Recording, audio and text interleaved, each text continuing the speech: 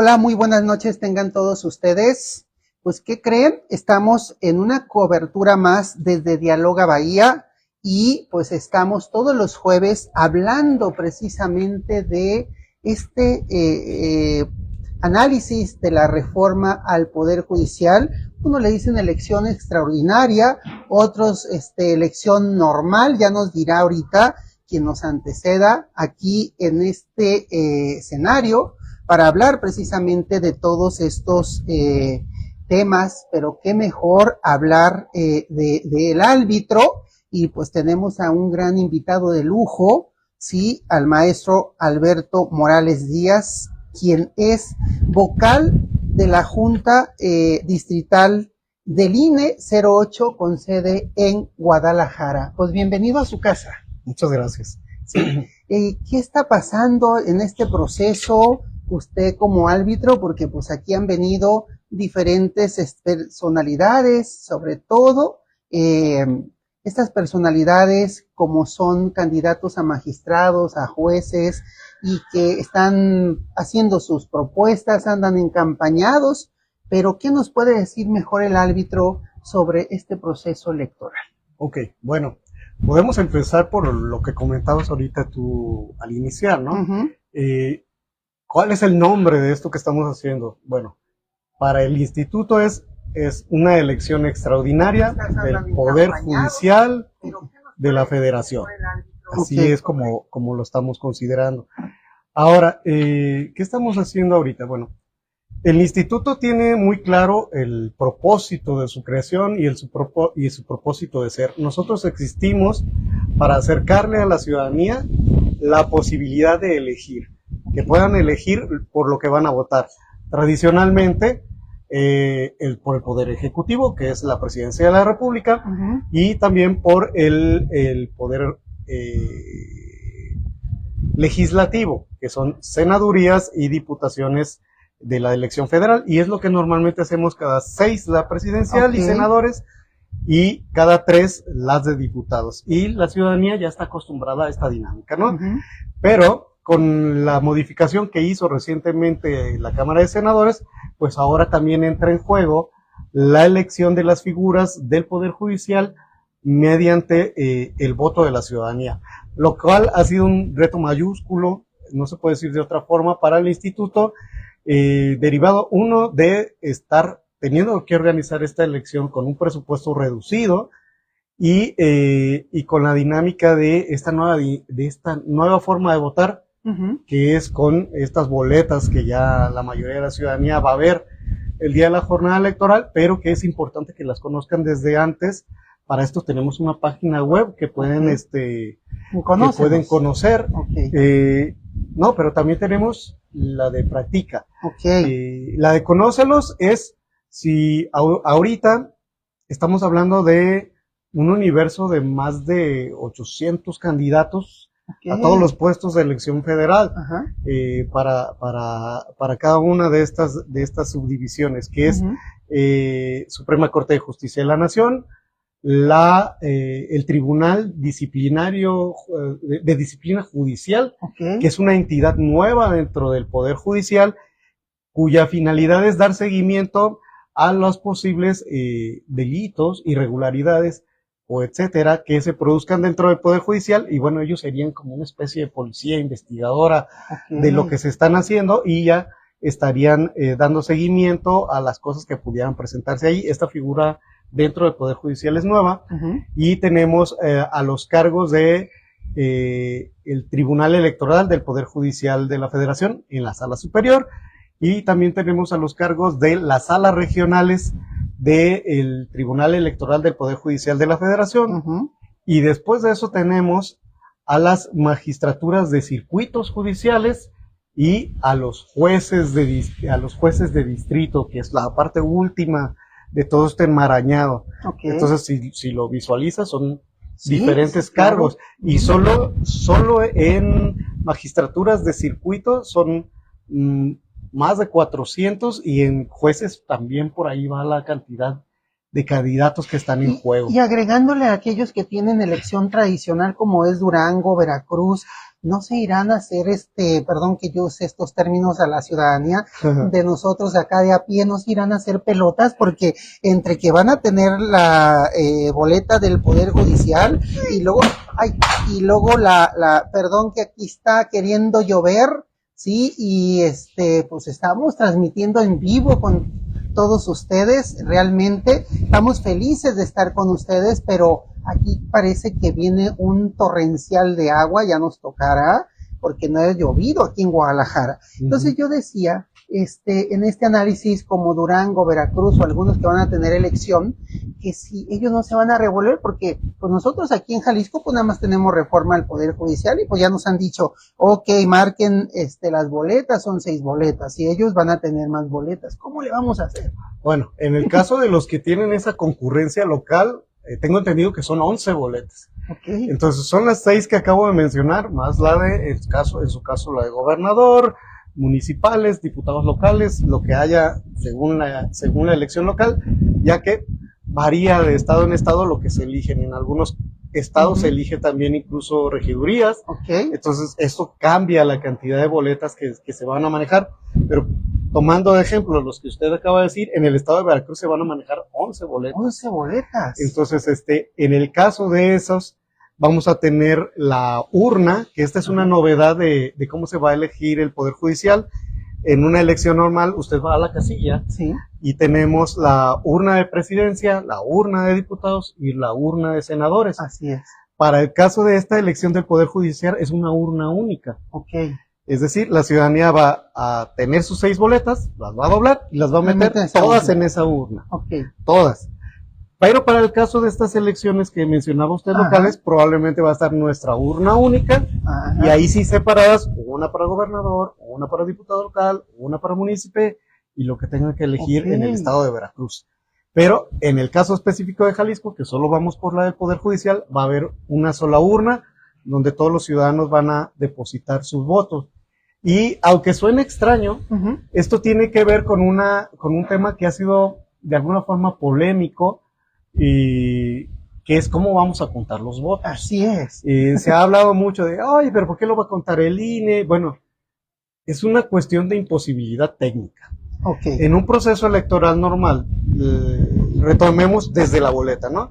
En la boleta de un proceso electoral normal, pues están las siglas de los partidos, actualmente 7, entonces la gente escoge uno de esas 7 opciones y es por cada boleta es un voto. Tú escogiste a uno y a eso se va a ir. Okay. Pero en esta ocasión, las boletas van a tener hasta 10 votos. Cada una. Cada cuadrito que está en la boleta va a ser un voto. Y entonces, estas boletas están diseñadas de forma tal de que al lado derecho, si las vemos de frente, del lado izquierdo de la boleta serían las candidatas mujeres. Arriba hay una serie de cuadritos que son el número de candidaturas que pueden elegir. En el caso del lado derecho son las candidaturas de hombres, igual por el número de boletitas, o bueno, de los cuadritos, implican cada uno de los que van a elegir. Okay. Entonces, cuando tú estás en una elección normal, separas las boletas por cada candidato y rápido haces la contabilidad. Claro. Separas los votos y etcétera. Son máximo 7. Okay. Por ejemplo, ahorita con la cantidad de candidaturas de partidos políticos que he registrado. Pero aquí hablábamos hace ratito de que solo en tribunales colegiados son 464 candidaturas. Exactamente. Entonces, por ejemplo, las boletas van a tener muchos cuadritos. Y los funcionarios de casillas van a sacar esas 6 boletas y llevar la contabilidad de todos esos cuadritos, según los estimados que hizo el INE, podría tomar entre 10 y 12 horas. Okay. Nada más para hacerlo de esa casilla en particular. Okay. Entonces estamos hablando de que la ciudadanía, bueno, ya nos apoya voluntariamente siendo funcionarios de casilla, tenerlos ahí 12 horas. De hecho, ya tienen el 100% de capacitados a ese día. Ya cubrieron ustedes también en ese proceso los que van, no sé qué letra ustedes manejan a veces este tema de letras y quién le toca ir a atender las urnas en ese caso. Me imagino que todo ya está listo para el proceso. Actualmente ya estamos a nivel general en Jalisco, arriba del 99% de funcionarios de casilla. Exacto. No está al 100 porque, bueno, se presentan situaciones como pues que algún funcionario tuvo un accidente, que tuvo una situación de salud, y entonces en ese momento nos avisa y hacemos lo que nosotros le decimos la sustitución. Buscamos a un nuevo ciudadano que, bueno, pues no tiene una situación como esa y lo sustituimos. Por eso no se ha llegado al 100, pero prácticamente está cubierto la totalidad del estado. Pero acuérdense que también hay un tema de Bolaños, como municipio de los 125 que se quiere independizar, hacer usos y costumbres. ¿No va a tener problemas el INE en instalar su casilla, su proceso ahí? Esa es otra pregunta, Diego. Esa es una pregunta interesante y te mentiría si te digo que lo sé. Exactamente. Pero hasta donde yo me he enterado ahorita, no hemos tenido ningún problema con el pueblo wixárika de que, como han sido en las últimas 2 elecciones, previas a la del 2024, porque en la del 2024, hasta donde sé, no tuvimos problema, pero en la del 2018 y la del 2021 sí hubo una situación ahí de que impidieron que se instalaran casillas justamente en Bolaños, derivado en parte por un tema de tierras y porque era el inicio de esto que están haciendo ahorita, de que quieren ahorita administrar su presupuesto, pero están encaminados a tratar de lograr su propia entidad de municipio. De usos y costumbres, como Xeram. Sí, como sucede en Guerrero, en Oaxaca, y de hecho acaban de trabajar el Instituto Electoral y de Participación Ciudadana del Estado de Jalisco en una consulta que fueron a hacer a la comunidad wixárika justamente para ver si se daba esta cuestión de que por lo menos la parte del presupuesto del municipio se administraba bajo sus reglas de usos y costumbres. Como esa es una institución vecina nuestra, realmente no te sé decir cuál fue el resultado de ese ejercicio, pero lo acaban de hacer muy recientemente, no tiene ni siquiera un mes que lo hicieron. Y entonces en esta fiesta a la que vamos a recurrir, así le puedo yo decir desde la convocatoria de la sociedad civil, de ir a elegir por su magistrado, por su juez, por la Suprema Corte, que son 9 cargos en la Suprema Corte, pero me dicen que son 64 candidatos que andan por todo el país, haciendo sus propuestas y todo. Entonces ya estamos preparados a este lugar, pero la pregunta también es, ¿las empresas tienen obligación de dejar salir a votar? Es como cuando el proceso nacional que dice, toda empresa tiene obligación de dejar salir a sus trabajadores a ir a votar. Bueno, es una obligación ciudadana ir a votar. Y bueno, sí se invita a las empresas a dejar salir a sus personas trabajadoras. Pero recordemos que, bueno, hay muchas empresas que su horario de trabajo formal es en fin de semana, un domingo. Pero pues pueden salir temprano. Recordemos que las casillas se abren a las 8 de la mañana si están todos los funcionarios, cerramos a las 6, así que hay un margen razonable para que las personas vayan a votar. Pero además también para las personas que son funcionarios de casilla, también les podemos emitir nosotros, de ser necesario, un documento en el que se le pide a la empresa que les dé las facilidades para que cumpla con su obligación constitucional, cívica de ser funcionario de mesa directiva de casilla. Y de hecho, sí, ya llevamos varios de esos oficios para diferentes empresas. Me llamó mucho la atención uno que me trajeron para una funeraria. Pero bueno, de todo tipo de empresas. No quieran revivir muertos, ¿verdad? La funeraria, no sé qué. No, va. Y ahorita que lo tomas, que lo tocas, de es broma. Un mito de broma, pero es un mito muy enraizado en la gente de que hasta los muertos votan. Y déjame decirte que el instituto tiene una serie de procedimientos justamente para ir reduciendo la cantidad de personas que están en la lista nominal y que están fallecidas. Por ejemplo, comenzamos por la vigencia de la credencial. Si a los 10 años tú nunca fuiste a renovar tu credencial, se da de baja en automática, ya sea porque no fuiste, porque se te olvidó, no quisiste, o porque estés fallecido. Y luego, tenemos vínculo con registro civil, que si hay actas de defunción nos las informan y damos de baja a esas personas. Okay. Hay un procedimiento alternativo que si yo como ciudadano tuve una persona que falleció, no sé si el registro civil le está haciendo llegar al INE la defunción, puede ir a nuestros módulos de atención ciudadana, nos presenta el acta de defunción, hacemos el trámite y además tenemos otro programa que se llama 99 y más, que bueno, si tú ya cumpliste cierta edad que a nosotros nos dice a lo mejor ya no está con nosotros, vamos y visitamos a la persona, nos cercioramos si todavía está con nosotros o no. En caso de que sí esté, pues bueno, ahí está. Y si no, pues la damos de baja del padrón al darnos cuenta que está fallecida. Entonces, la posibilidad de que haya gente que vota estando muerta en la lista nominal es muy, muy, muy baja. Claro está, si desde el último día que emitimos credenciales al de la elección te mueres, pues va a ser muy difícil que te borremos de la lista nominal, ¿no? Sí. Pero la verdad es que qué bueno que lo tocaste, porque a mí sí me gusta desmentir esta idea. La idea de que los muertos votan es prácticamente imposible. Exacto. Depuramos altamente el padrón, es muy poco probable que haya gente muerta, es inevitable que haya gente muerta en la lista nominal, pero es muy poco probable. Por un lado. Pero bueno, ibas a decir otra cosa cuando te interrumpí. El tema, no, al contrario, este es su foro suyo. Yo por eso dije, hay que invitar al árbitro para que nos diga cómo está el proceso, cómo está avanzando y si ya estamos listos, preparados. No va a haber casillas especiales, sobre todo por aquello de la Suprema Corte de Justicia, que son 9 en todo el país, y que a lo mejor ellos digan, bueno, es que yo puedo votar, estoy en otro lado, pero puedo votar para ministro de la Corte, y eso es lo que yo, en todo lo que hemos platicado con los magistrados, candidatos, con los magistrados a jueces y todo, digo, bueno, y va a haber casillas especiales. De hecho, sí va a haber casillas especiales. En diferentes cantidades, dependiendo del estado y del distrito. Aquí en Jalisco, hasta donde recuerdo, en todos los distritos de los 20 distritos que conforman el estado, en todos va a haber casillas especiales. Entonces, ¿cómo va a funcionar en una casilla especial la elección del Poder Judicial?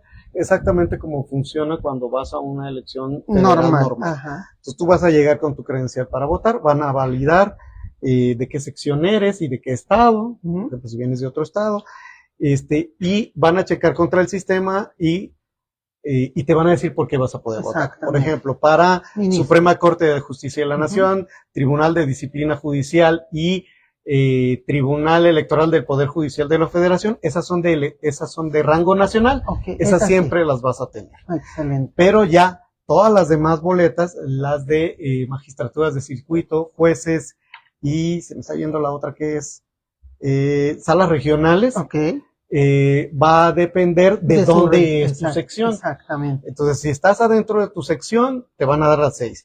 Si estás en el estado pero afuera de tu sección y afuera del distrito judicial, entonces no te van a dar las de jueces. Exactamente. Las de distrito judicial y así dependiendo de lo que el sistema nos Como señala. Si fuera la elección normal. Como si fuera la elección normal, solo que con 6 boletas. Con sus boletas, exactamente. Es correcto. Mira qué buen análisis, porque esto no lo habíamos tocado, porque cuando hablan los candidatos, hablan de su número y que voten por ellos y que tantos municipios tienen que recorrer y que uno les tocó en el uno que 88 municipios y empiezan a platicar en ese debate, pero lo más interesante, dije, pues el árbitro es el que nos puede decir cómo está el proceso y esto que está tocando de forma atinada y de forma profesa en tiempo y forma, porque la gente entonces que ande vacacionando o por un tema de salud o tuvo que moverse,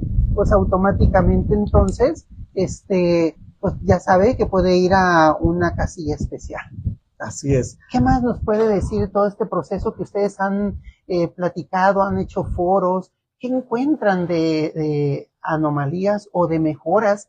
¿Y cómo ve este proceso que se instaure cada 3 años, me imagino, no va a ser año a año, y que se vaya empatando con las próximas elecciones normales, pues para que no haya gastos excesivos, me imagino? Bueno, el tema de lo electoral, porque luego por desconocimiento o por falta de difusión, la ciudadanía asume que el INE debe hacer más de lo que realmente le corresponde. Así es. Porque, por ejemplo, se presenta esta cuestión de los posibles delitos electorales, y yo sí recuerdo que luego dicen, bueno, es que el INE no está haciendo nada para combatir los delitos electorales. Bueno, es que, o para darle seguimiento. Pero bueno, es que los delitos electorales son responsabilidad de una entidad distinta, que es la Fiscalía Especializada en Delitos Electorales, la FICEL. Entonces, si alguien detecta un delito electoral, por ejemplo, el próximo 1 de junio, pues lo primero que tiene que hacer es ir a hacer su denuncia, pero ante la FICEL o ante el Ministerio Público, que le dará parte a la FICEL, pero luego quieren ir a línea a hacer la denuncia con nosotros cuando nosotros somos una entidad administrativa. Pero no tienen un módulo, no tienen un modulito de fiscalía ahí también para recibirlos, ¿no? Fíjese que nunca se ha instalado con nosotros excelente. un módulo de fiscalía, pero esto es porque en realidad la ciudadanía puede acudir a cualquier ministerio público y hacer su denuncia ahí. Excelente. Entonces no habría tanta necesidad de que hubiera en las oficinas del INE un modulito de fiscalía. Pueden acudir a cualquier ministerio público. Ahora, ¿qué otras cosas estamos preparando ahorita? Acaba de concluir la etapa de voto anticipado para esta cuestión de esta elección de jueces. Igual que en la elección pasada, hubo voto anticipado. Estuvimos visitando ya en el mes de marzo a las ciudadanías para invitarlas a que se sumaran a poder votar de forma anticipada. ¿A quienes invitamos? A las personas que tramitaron con nosotros su credencial por el artículo 141. ¿Qué es el 141?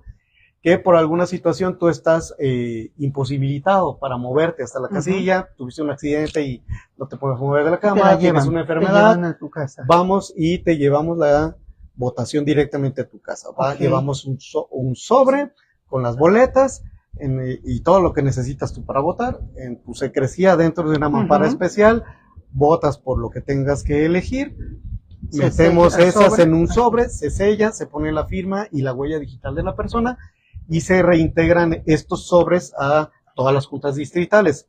El día de la jornada electoral los vamos a sacar y en ese momento se van a empezar a contabilizar.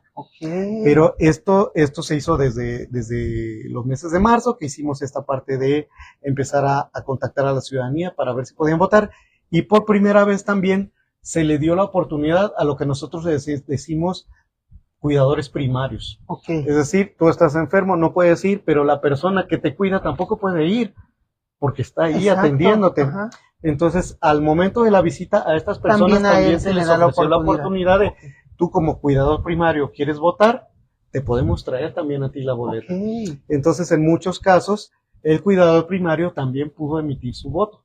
Y estuvimos yendo ya con los sobres, con los votos, a las casas de estas personas entre el 12 de mayo y justamente el 21, o sea, acaba de pasar el día de ayer, fue el último día para llevar la votación. ¿Y están cerraditos todavía los sobres hasta ahorita el primero? Encerrados en un sobre adentro de nuestra bodega electoral y hasta el 1 de junio se van a abrir. Excelente. Esto es en todas las juntas distritales del país. Mira. Entonces, esa es otra cosa que estamos haciendo que no sabían muchos ciudadanos, vean, por eso era invitación al árbitro a hablar precisamente de todo esto. Y aparte, maestro Alberto, ¿por qué no se pudo lograr que los connacionales que radican en otros países, como es una elección normal cuando es la presidenta de la República, pues tienen ese voto desde el exterior, pueden votar? ¿Por qué no se pudo dar efecto para el Poder Judicial? Sí, desafortunadamente, eso tiene una respuesta bien simple y bien llana. El presupuesto. El recorte presupuestal que el legislativo le hizo al INE hizo que se concentrara el presupuesto en sacar primariamente la parte esta de la elección de la ciudadanía en México. Y pues ya no dio pie a la cuestión del voto electrónico en el extranjero, ya sea por vía postal o por vía electrónica. Por eso no se hizo en esta ocasión. Fue una cuestión enteramente de presupuesto. Sí, claro. Además, y es válido decirlo, porque la presidenta del INE, su jefa, me imagino que lo ha externado completamente, que el presupuesto ha sido limitante para poder llevar este buen puerto de esta elección prácticamente. El presupuesto ha sido limitante en muchos sentidos. Por ejemplo, lo van a notar el día que vayan a la casilla.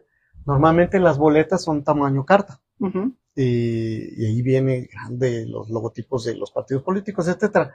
La única boleta, por lo menos aquí en Jalisco, que va a ser de ese tamaño, es la de la Suprema Corte de Justicia. Okay. Todas las demás boletas son media carta, son más pequeñitas, porque bueno, afortunadamente son menos candidaturas, pues se permite que quepan en media carta, pero también fue una cuestión presupuestal, o sea, no las podemos hacer más grandes porque sería el doble de costo. Entonces reducir las boletas de tamaño permitió y se emitieron muchos millones de boletas. Por un lado. Y por otro, también el reto de cómo meter tanta votación en un esquema que funcionara con respecto también a esta reducción presupuestal. Okay. Porque la única forma de meter tanto en una boleta y que fuera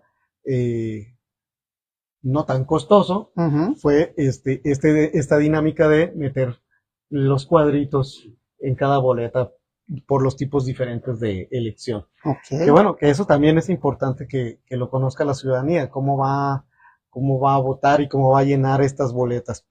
Que como mencionaba yo hace un momento, va a estar dividida en dos partes, por un lado mujeres, por un lado hombres, y arriba una serie de cuadritos que serán el equivalente del voto.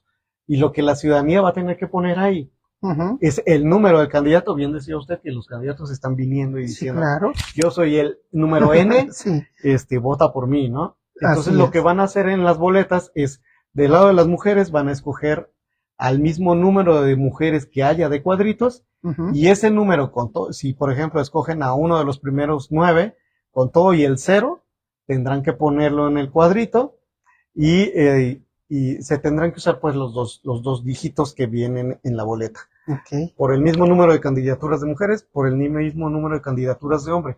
Aquí es importante. Eso iba a preguntar. Entonces las mujeres y los hombres no compiten. No hay competencia entre ellos porque por paridad de género ya les toca ciertos escaños a las mujeres es y correcto. a los hombres. Es correcto. Por ejemplo, tú puedes ver la boleta de la Suprema Corte y estás hablando de 5 candidaturas mujeres, 4 candidaturas hombres por el tema justamente de la paridad. Entonces, en ese mismo sentido, lo vas a señalar en la boleta. Pero aquí es importante señalar, si escoges las candidatas mujeres, debes de ponerlas en los cuadros de candidatas mujeres. Porque si pones los números de candidatas mujeres en la parte de las candidaturas para hombres, ese voto en particular, ese numerito que pongas, podría convertirse en un voto nulo. O sea, no podemos anular toda la boleta, pero ese cuadrito en particular, por cruzarlo o por alguna otra razón, se puede convertir en un voto nulo. Si no llenas tu cuadrito, también es un voto nulo, o si no queda claro lo que quisiste poner, pusiste un garabato, no pusiste un número, te convierte también en un voto nulo, pero solo el cuadrito, no se va a inutilizar toda la boleta. Solo el cuadrito que no hayas usado de forma correcta se convierte en un voto nulo. Y entonces se te invita a que pongas número, y si yo tacho en el nombre y no lo puse el número arriba, también es voto nulo, digo. La prioridad que se está dando con respecto a situaciones anormales, de cómo podría marcar la boleta a la ciudadanía, es que se le va a dar prioridad a lo que ponga en número. Y si por alguna razón hay forma de inteligir qué quiso la persona, porque podríamos decir, no, es que eso lo subrayó. Yo, ¿cómo sé que lo subrayó? ¿Qué tal si poniendo los números, se le fue la pluma y generó una línea, ¿no? Así es. Entonces, podría ser muy subjetivo, por eso estamos haciendo mucho énfasis en que llenen los cuadritos con los numeritos correspondientes. Ahora, van a variar la cantidad de números. Tenemos una página de internet, bueno, en nuestra página de internet, ya mencionabas tú el de Conóceles, pero también tenemos una aplicación que se llama Practica. Que es para que tú entres y simules cómo vas a votar en las boletas. Tú entras en la aplicación y te dice, te muestra la boleta y tú vas capturando los Ok. números de tus candidatos. De hecho, ahí aparecen ya Sí, las boletas con los nombres de los candidatos actuales. ok. Entonces Es tú un puedes, simulador es un prácticamente. simulador de Ok. voto. Sí, Y bueno, si me lo permites, sí, espero que claro, se alcance a claro. ver en la A cámara. ver, Si ustedes toman su credencial para votar sí. de las nuevas, en la parte de atrás vienen estos códigos QR. Ajá, Este código QR, el más pequeñito, ustedes pueden escanearlo con su dispositivo móvil ajá. y directamente los va a llevar a la página del INE donde están estas Simulaciones. funciones, Ok. que es la de conócelos, Y la para de que práctica. entren y puedan entrar al expediente de cada uno de los candidatos de todas las elecciones y Ujú. digan, este es el que a mí me gustó. Ok. Y yo ya tenga la certeza de a quién voy a escoger. Y está este otro módulo que se llama Practica, Ajá. que tú entras, pones el estado y la sección de tu credencial para votar, y entonces te va a mostrar las boletas que te corresponden por tu sección. O sea, no te va a mostrar las de Veracruz, no te va a No, mostrar no, no. las de... Nada Te más va a las mostrar tuyas. las que te corresponden por la sección donde vives. Ok. Y eso incluye las candidaturas, por ejemplo, las de jueces y magistrados de circuito, las que correspondan a tu circuito y tu distrito judicial. Ujú. Entonces eso puede dar más claridad para las personas sobre a quiénes van a elegir en lo particular en la zona donde viven. Ok. Y la tercera cosa que te ofrece la página de internet ahí, a donde te lleva el aplicativo de la credencial, Ujú. es el que ya todo el mundo conoce, ubica tu casilla. Ok. Entonces, ¿quieres saber dónde está tu casilla? Nuevamente capturas tu estado, tu sección, y te va a decir dónde está la casilla que corresponde al lugar donde vives en ese momento. Claro, si no actualizaste tu credencial, pues Ujú. te va a dar de dónde vivías, Claro, con el claro. domicilio que tenías No anteriormente. quieras llegar y que ya vivo en el otro domicilio con mi credencial vieja y que quiero aparecer acá, efectivamente. Porque Buen análisis. efectivamente no estarás en la lista Estás nominal. actualizado. Maestro Alberto, qué análisis tan interesante lo que estamos viviendo. Sin embargo, esta elección, ¿dónde se ha dado aparte de México, desde su experiencia que están conociendo? ¿En qué países se ha dado esta elección al Poder Judicial? De hecho, este ejercicio, Ujú, así es, en las características que se está dando aquí en México, ujú. es inédito. Ok, Es decir, solo en México se está eligiendo en este nivel, en esta envergadura, ujú, la totalidad del Poder Judicial. ok. Hay otros países donde se escoge Como en a Bolivia, que algunos dicen, tipos de, o algunos integrantes del Poder Judicial, pero no toda la estructura completa. ok. O sea, en eso México no hay un ejercicio que se le parezca En y el no mundo. hay contra qué Exactamente. comparar así como de, bueno, lo hicieron ellos así, déjalo hago yo también, por ejemplo, para el instituto, Sí. porque no hay un parteaguas desde el cual agarrar. La envergadura de esta elección Ujú. es única en ese sentido. Pero bueno, pues el instituto ha estado trabajando hasta donde es posible para cumplir con esta función que decía yo al Claro. principio, ¿no? Que es acercarle a la ciudadanía la opción de elegir. Ok. Lo puede decir uno de muchas formas o palabras más institucionales, Sí. pero la realidad es que el INE trabaja para hacer que la ciudadanía pueda ejercer su derecho. ¿Y cuál es este derecho? La posibilidad de elegir. Ujú. Y lo hacemos pues instalando las casillas, dándole en este caso este nuevo modelo de boleta electoral. Ujú. Y bueno, y ahorita que tomé el tema de las casillas, es importante hacerle ver a la ciudadanía que no es como pasó en la revocación de mandato, no es como pasó en la consulta popular, Ok. en donde también derivado de recortes presupuestales, nos vimos obligados a juntar varias secciones electorales y ponerles una casilla a todo ese montón de secciones. Entonces, la cantidad de casillas eran mucho menor y pues se dio esta situación que la ciudadanía se preguntaba, ¿dónde voy a ¿Dónde voy a votar? votar? Porque pues esa sección yo no la conozco, esa casilla no la conozco. Para este proceso electoral, en todas las secciones electorales va a haber una casilla por lo menos. Ok. Es decir, si tú vives en la sección 2109, Ajá. en la 2109 va a haber una casilla. Que había Que la A, es, la bis y que no sé qué, pues mínimo debe estar una. Normalmente Ok. tenemos casillas básicas, contiguas, y lo que nosotros les decimos extraordinarias, Ah, ok. que con ciertas características especiales se pueden instalar, y las especiales que ya mencionaste. Entonces, para esta ocasión solo vamos a tener casillas básicas, contiguas y especiales. Con la diferencia de que en una elección normal lo que hacemos es que la sección la partimos en pedazos de 750 electores. Entonces, si tenemos 1500 electores, pues equivale más o menos a 2 casillas, instalamos 2 casillas. Pero para este proceso electoral en particular, las casillas van a tener un máximo de 2.250 personas por casilla.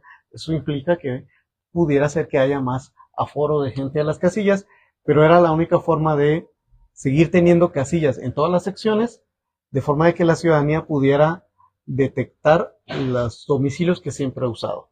Ahora, en ese sentido, vamos a usar justamente los domicilios en donde siempre hemos instalado casillas.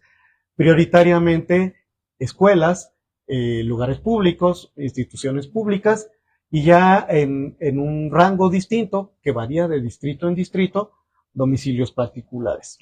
Entonces, ¿qué puede pasar? Que a lo mejor en la cochera del vecino donde tú siempre ibas a votar, pues a lo mejor ya no va a ser esa cochera, va a ser otra, porque en los domicilios particulares siempre varía más la disposición de la ciudadanía. Pero estará cerca, estará dentro de tu sección, que usualmente será dentro de tu colonia. Y en el caso de algunas escuelas, por ejemplo, nos acaba de suceder en una escuela en mi distrito, que por una situación de protección civil que dictaminaron que la escuela no era segura, ahí vamos a poner una casilla, la vamos a tener que mover a otro lugar, porque pues ya hay un dictamen de protección civil que dice que ahí ya no es posible. Entonces pueden pasar esas cosas que nos obliguen a mover la casilla del lugar, pero siempre vamos a buscar que quede dentro de la sección, en medida de lo posible, lo más cercano a la casilla original que la gente ya conoce. Entonces, la mayoría de las escuelas que nos prestaron su espacio para el proceso electoral que acaba de pasar están repitiendo otra vez como casillas. La mayoría de los lugares públicos que nos prestaron también para el proceso electoral pasado están repitiendo también como domicilio para instalar la casilla, y las variaciones más grandes se están presentando en los domicilios particulares, porque bueno, pues a lo mejor el ciudadano ya no nos quiere prestar por sus razones el espacio, o que, bueno, el ciudadano dueño de la casa que nos facilitaba la casilla, pues a lo mejor ya falleció y sus hijos ya no tienen interés en prestarnos.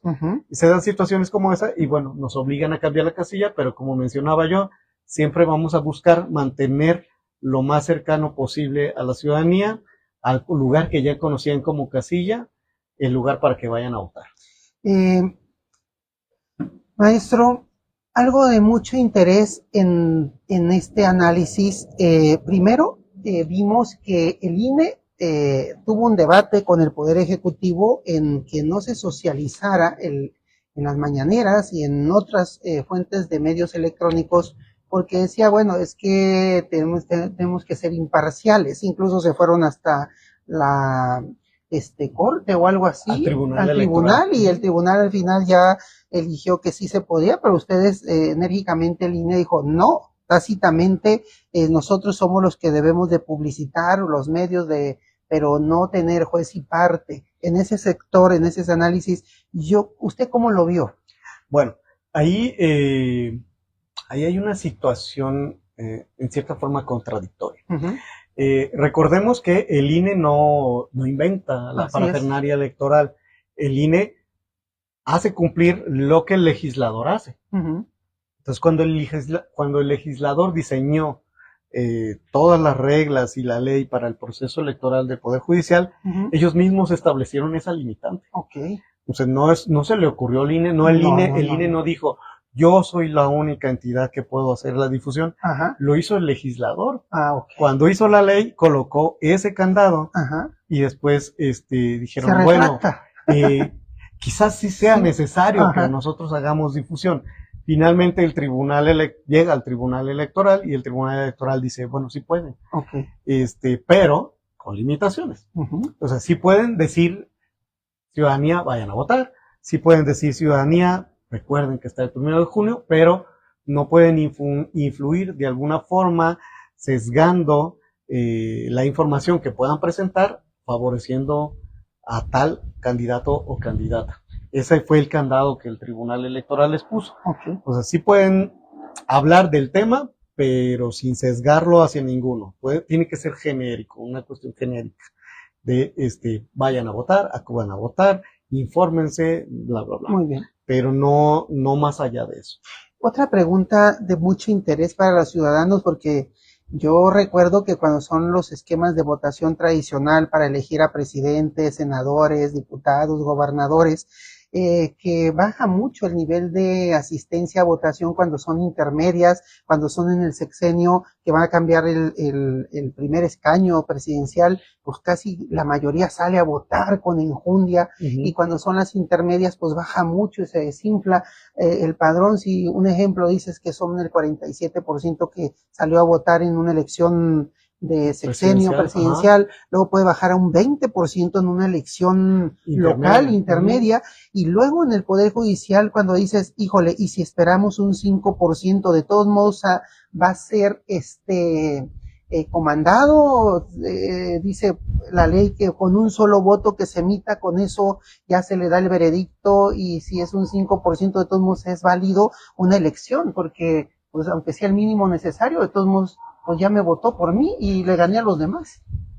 Hiciste un gran comentario. Sí. De hecho, lo mencioné hace poco en unos foros informativos que hemos estado haciendo justamente el INE para dar a conocer cómo votar y todo, sobre todo las boletas. Sí. Y mencionábamos que el sistema electoral mexicano está diseñado bajo el concepto de mayoría simple. Así es. Entonces, con uno ganas. Con uno va. Con uno ganas. Con un voto ganas. O con los, o el 50% más uno. Que entonces, si son 3 votos, entonces son 2 más 1. 2 contra 1 ganaste con 2 votos. Exactamente. Entonces, ¿cómo aplica el Poder Judicial? Aplica exactamente igual, como ha aplicado también a presidencial, senadores, diputados. El que gana la mayoría de los votos es el que se queda. Y así hayan salido 5 o 6, pero salieron. En el sistema electoral mexicano no está diseñado con estos temas de segunda vuelta, etcétera, que en otros países sí existen, que tienen una cuota de votación, que si no se logra eso, entonces sí te vas a segunda vuelta con los mismos candidatos o con alianzas. Así es. Pero aquí en México esa parte no existe. No existe para lo presidencial, senadores y diputados, y el legislador tampoco lo diseñó para el Poder Judicial. Entonces, ¿qué significa? Justo lo que acabas de decir. Cualquiera de las candidaturas que van a aparecer en las boletas del Poder Judicial pueden votar, pueden ganar, ya sea que vote el 5%, el 10%, el 15%, el 20%, el 30%, el 40%, el 50% de la lista nominal, el que tenga más gana, sin importar cuánta gente vaya a votar. Así es. Porque no hay un impedimento o un candado legal que diga con tanto es legítima la elección. Exactamente. En México la elección es legítima con la gente que vaya a votar. Exacto. Entonces, ¿cuánto puede ser la afluencia de ciudadanía a las casillas? Bueno, no lo sabemos. Exacto, porque esto es una nueva elección. Nunca se le había dado esta oportunidad a la ciudadanía. Puede ser un 5, un 10, un 20, un 30. Pero bueno, la propia presidenta Tadei en una entrevista en algún momento lo dijo hace meses, probablemente sus números cambiaron, pero en un primer momento había un estimado de entre el 8 y el 18% de la votación. Si te fijas es un margen muy amplio. Entonces eso es en parte porque como esto es un ejercicio nuevo, difícilmente tienes un parámetro de comparación.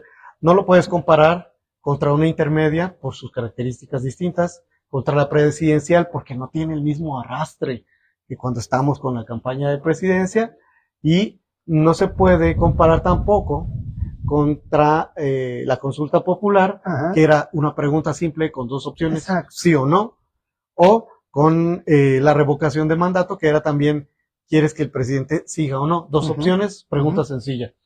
Entonces, ¿y qué tanto interés tenía la gente en la pregunta de la consulta, o qué tanto interés tuvo la gente en si se iba o no el presidente? Qué interesante, entonces, qué interesante todos estos análisis que nos está dando nuestro árbitro, porque todo esto no lo habíamos vivido en este proceso, digo. Sí, no, esto es inédito en muchos sentidos, y pues habrá que esperar los resultados. y será el primer parteaguas ya de comparación de en la siguiente de jueces, cuánta gente fue a votar. Ahora, ¿cada cuánto mencionabas tú? ¿Será cada 3, cada X? Bueno, como cada uno de los cargos tiene una temporalidad, estamos hablando de periodicidades de 8, 9 y hasta 12 años. Entonces no es que vaya a haber cada 3, sino que va a haber según se vayan generando estas vacantes de forma natural en el Poder Judicial. Pero una cosa que hay que recordar, que bueno, a lo mejor la ciudadanía no lo vio tanto, nosotros como estamos inmersos adentro lo sabemos, para el caso de magistrados de circuito y jueces, solo se va a elegir a la mitad de toda la estructura. Es decir, la siguiente elección es por la otra mitad que falta. Que es para el 20, que es para el 26-27. Entonces, hacemos la elección 26-27 por todos los cargos que faltan del Poder Judicial. E inmediatamente después empieza la elección federal de la intermedia de diputados.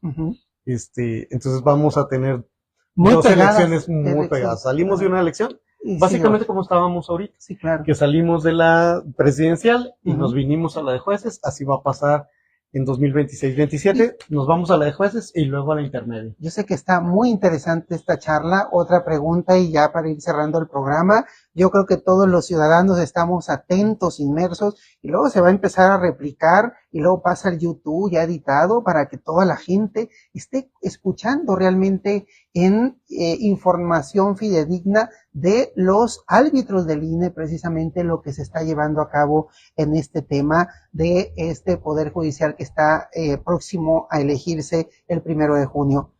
¿Y por qué no tecnificarlo? Estados Unidos, yo veo que ellos hacen el tema vía postal y ejercen su voto hasta por el sistema postal de Estados Unidos, y nosotros este tema de ir a recibirlo por un sobre a estas personas que no pueden moverse, y que nosotros entonces, ¿hasta cuándo vamos a tener una votación tecnificada?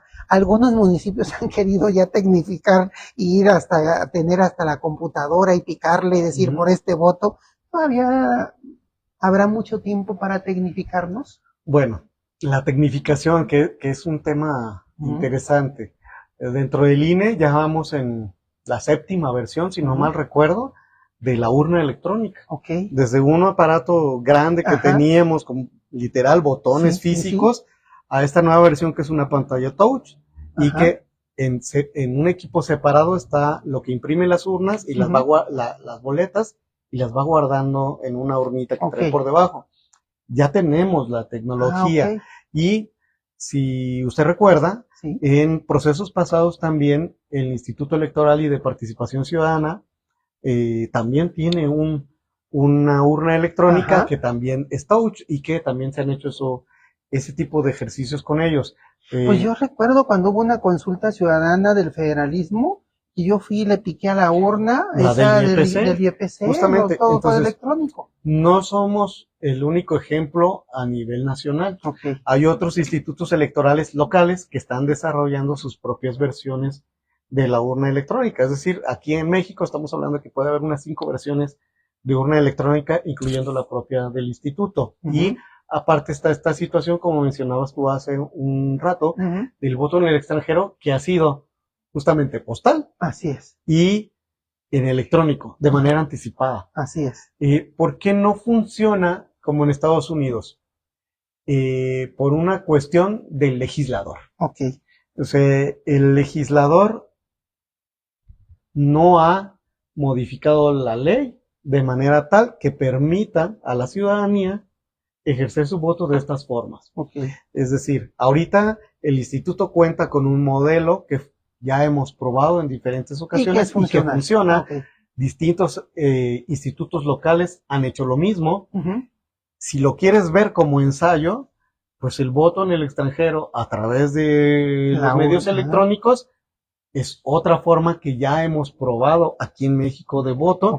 Y está la cuestión del voto postal por anticipado para quienes viven en el extranjero, que es muy similar a lo que usted mencionaba en Estados Unidos. Claro. Usted, en Estados Unidos puede decir, yo no quiero ir hasta el centro de votación, Pongo ahí mándame mi boleta, se la mandan, y votan y la voto mandan de regreso, exacto. y el cómputo se hace el día de la elección. Así es. Entonces, ¿pero por qué en otros países existe y no aquí? Porque Pues porque la norma ley, aquí en México, aún los legisladores no lo han aprobado. Okay.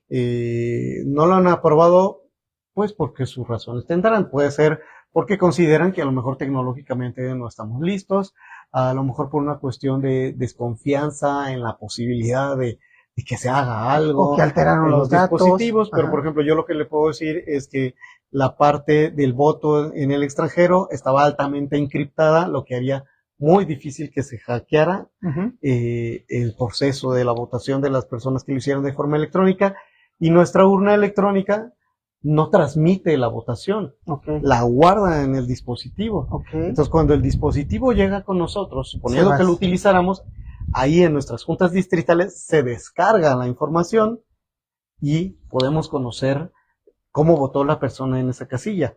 Y se puede dar la cuestión esta de la desconfianza, ¿no? Por ahí me decía alguna vez alguien que el sistema político mexicano está basado en la desconfianza total. Entonces, si tú no confías en el procedimiento, ¿cuándo lo vas a aprobar? Exacto. Entonces, pero finalmente, cuando estamos en un proceso electoral normal, porque quedamos que esto es extraordinario lo que estamos haciendo con el Poder Judicial, pues está la presencia de las representaciones partidistas. Entonces, si tú no confías en lo que está haciendo el dispositivo cuando lo descargo, bueno, pues tú vas a poder ver representación partidista que llego, conecto, descargo, y que los resultados que va a reflejar en la urna electrónica son los mismos que le dieron a tu representante en la casilla, y los podrás comparar y decir, oye, me le cambiaron algo.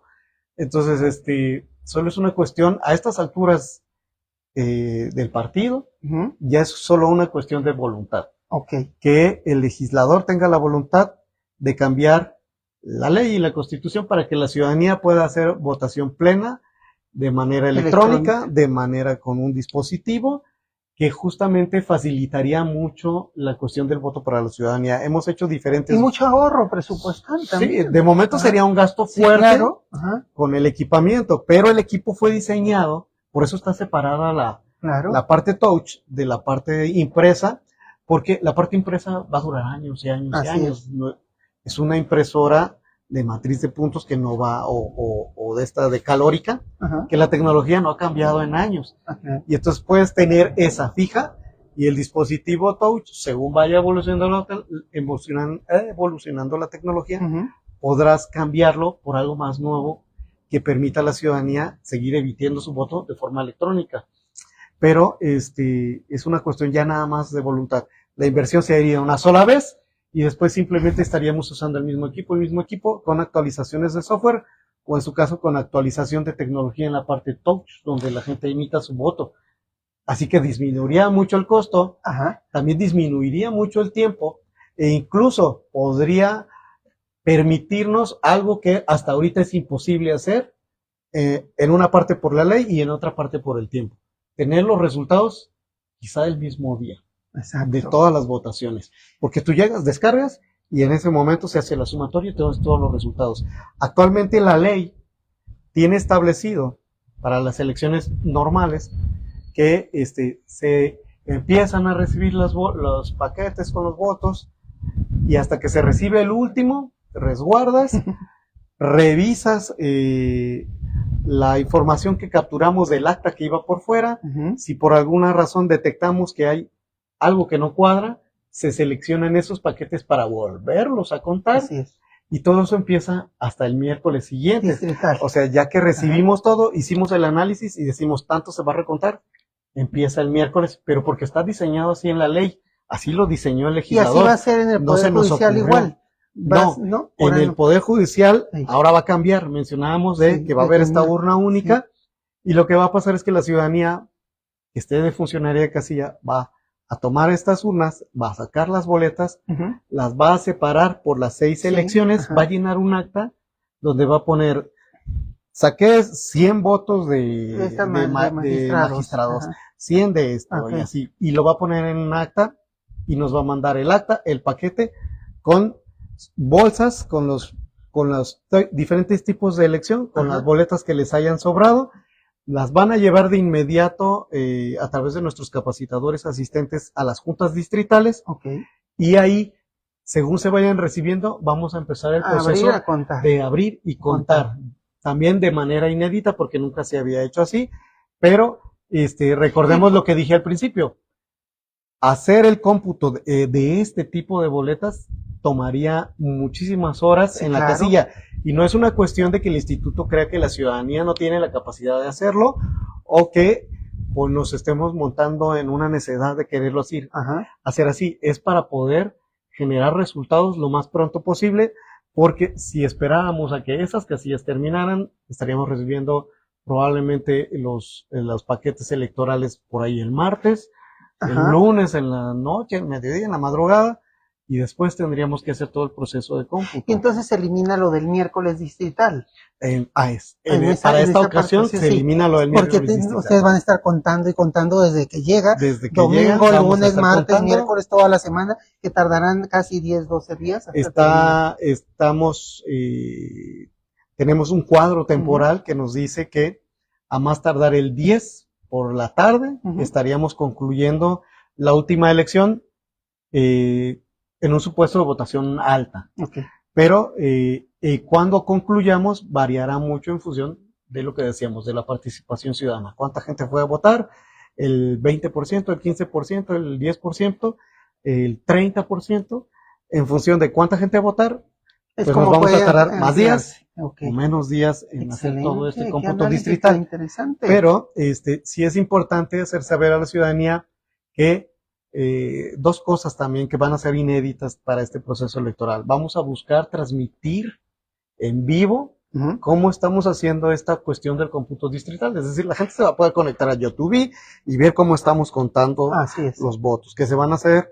Vamos a estar tomando las boletas y vamos a estar capturando lo que pusieron en los cuadritos en un dispositivo electrónico. Y según se vayan capturando, como si fuera un proceso electoral normal, tú sabes que te metes a la página y vas viendo cómo van evolucionando los números. Entonces lo mismo va a pasar. Vamos a empezar a capturar, vamos a empezar a subir esa información, y la gente en tiempo real va a poder ver cómo están variando la votación por cada una de las candidaturas que están en juego. Excelente. Entonces, desde el lunes en la noche que empecemos a recibir, empezarán a vaciarse. Y el domingo en la noche que empecemos a recibir, y en el transcurso del lunes empezarán a ver los primeros resultados, que serán los de Suprema Corte de Justicia de la Nación. Una vez que concluyamos con ese cómputo, nos iremos con el siguiente del Tribunal de Disciplina Judicial. Y va a ir bajando magistrados hasta que concluyamos las 6. Ya tenemos un calendarizado en función de las propias de las dinámicas de las boletas, porque, por ejemplo, el Tribunal Electoral solo son 2 opciones, así que esa se contabilizará rápido. Entonces tenemos contabilizado que algunas elecciones se podrán lograr en 3 días, otras en un solo día, otras en 2, en función de la complejidad de la boleta, lo que nos da la sumatoria de estos 10 días. Entonces, y en el tema de la Suprema Corte, que son los 9 magistrados, que yo creo que es lo que están viendo del cambio en la Corte, ellos tienen tiempos, entonces ustedes, porque es la primera que van a poder mostrar ante la nación, pueden tardar 3 días, 1 día, 2 días. A más tardar el 3 de junio, en algún momento del día, se tendría ya los resultados todo de la Suprema Corte. De la Suprema Corte, claro, si no se nos presenta alguna situación de contingencia, pero se tiene estimado que a más tardar el 3 de junio, en algún momento del día, tendremos resultados de Suprema Corte de Justicia de la Nación. Excelente. Lo cual variará, como te mencionaba yo, dependiendo de la participación ciudadana. Pues qué bien, qué interesante análisis. Ya ve, sí se ocupaba tener al árbitro. El árbitro nos ha dicho ya todos los puntos desde el proceso, desde que se va a instalar la casilla, desde todo el análisis. Yo creo que ahorita ya los representantes de casilla están recibiendo las boletas, o 8 días antes van a entregarles, o 3 días antes. Es una semana antes, a partir del lunes de la semana que viene van a empezar a recibir. A entregar los paquetes electorales a los presidentes de las mesas. Y las casillas se van a abrir igual, las mismas tiempos, a las 8 de la mañana, y se cierran a las 6. Sí, a las 7:30 de la mañana se estarán presentando los ciudadanos para comenzar a instalar la casilla. Y a las 8 de la mañana, si ya están completos y ya están totalmente instalados, empiezan a recibir la votación. Si por alguna razón alguno de los ciudadanos de la mesa directiva de casilla no acudiera, se enfermó, le sucedió un accidente, va a haber suplentes y habrá un tiempo para hacer esta cuestión de la suplencia. Si por alguna razón tampoco contamos con los suplentes, pues empezará a invitar a la ciudadanía que esté formada en ese momento, que se quede ahí, para que nos apoyen y funja como alguna de las partes de esta mesa directiva de casilla, que puede ser como un escrutador, o el puesto que se genere, la vacante que requiera ser atendida. Entonces, y eso puede variar un poquito más de tiempo. Que a lo mejor no haya suficiente gente en la fila, o a lo mejor los que están en la fila no tienen ese interés ciudadano en hacer cumplir su derecho a estar en la mesa directiva de casilla.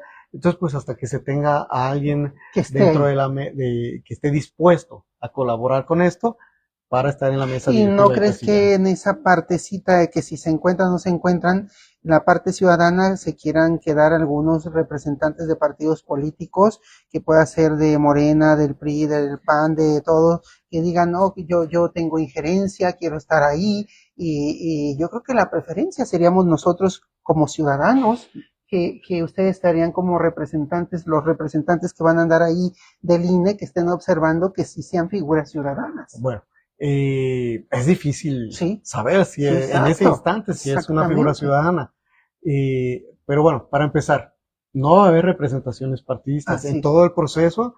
Este proceso judicial no ha habido representaciones partidistas porque, bueno, por lo menos en la ley no está contemplado un respaldo partidista. Sí, que estén observando como los escrutinadores. Tampoco han estado con nosotros en la sala de sesiones y tampoco va a haber representación de los partidos en las mesas directivas de casilla.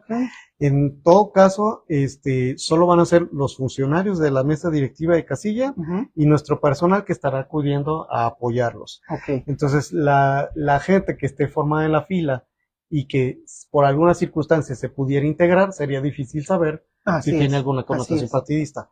Pero en ese momento tendrán que llenar un documento que dice que ellos juran decir la verdad de que no están con ningún partido político y que acceden a ser funcionarios de la mesa directiva de casilla, porque no habría otra forma de validar en ese instante si son de alguna afinidad política. Lo que sí tenemos que verificar es que su credencial para votar corresponda a la casilla en donde se está integrando. O sea, no puede venir alguien de Tonalá a integrarse a una casilla de Guadalajara o a Zapopan, ¿no?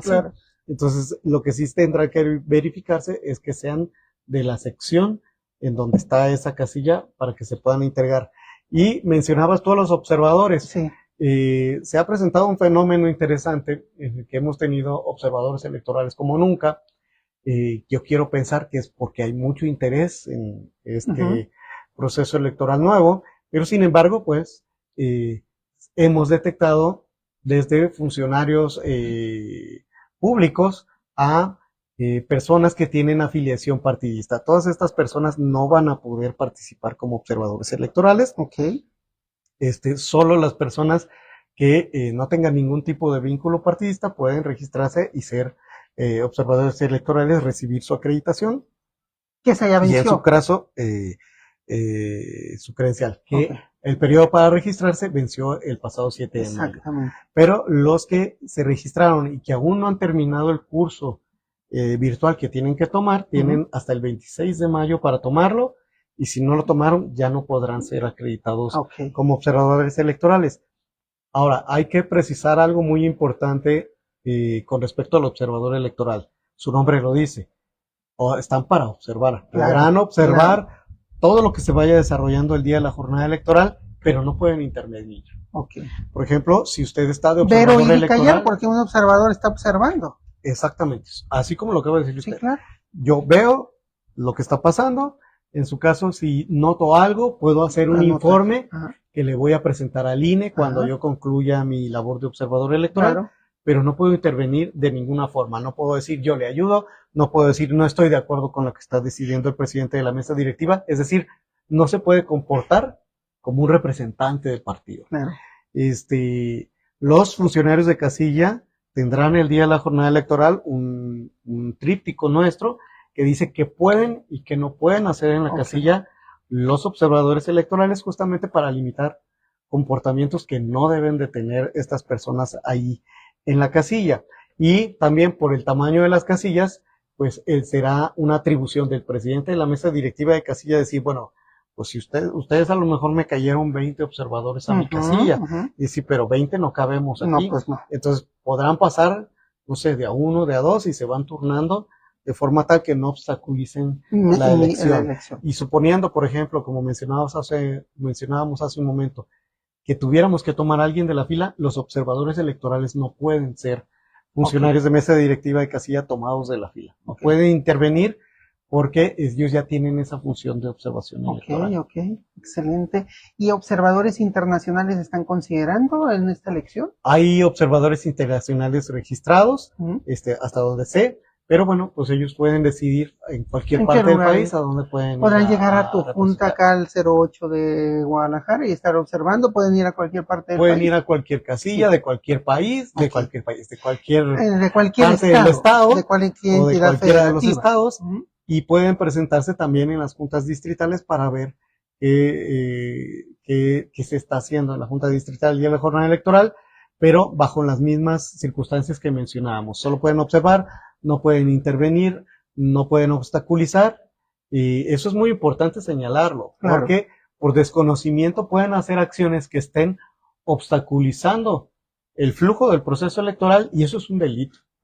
Entonces, de manera involuntaria, pueden estar cometiendo un delito electoral estos observadores al estar tratando de intervenir en la elección. A que ni pasen a votar. También puede pasar eso. Perdón, se nos agota el tiempo.